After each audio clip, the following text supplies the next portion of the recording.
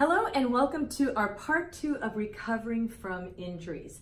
Last time we talked about muscles, which is the foundation of everything. Today we're going to talk a bit about tendons and how to recover from a torn or stretched tendon.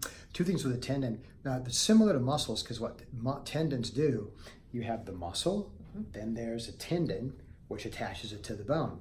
You hear about tendonitis, and that's largely overuse when the tendon tug. Finally, it starts to get worn. If it gets too worn and inflamed, eventually it can snap. That's what sets the prelude. But rehabbing and fixing, recovering from one, very similar to the muscles, except you have to even be more careful because tendon injuries last longer. Ice on the tendon, there's a thing called transverse friction massage, a technique where you can take your finger, for example, if it's biceps tendon, rub across the grain.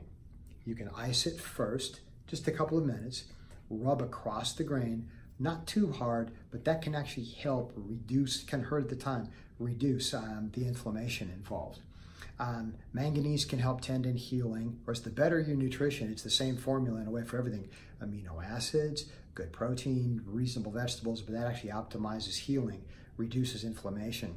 But with tendons, same thing. You want to, like with muscles, high repetitions, initial 50, no weight at all, as long as you can move this without too much discomfort.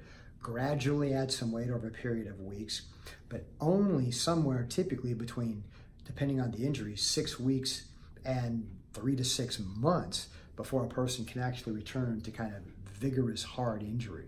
It could even be longer than that if it's surgical. But the main thing, give it time. Little blood supply in tendons, you can't force it because tendonitis can last for years and we don't want that. It's hard to put all the information in just a couple of minutes, so any other questions that you have, make sure to comment, make sure to ask them, and we will make sure to answer them. We'll see you next time when we're going to be talking about recovering from a broken bone.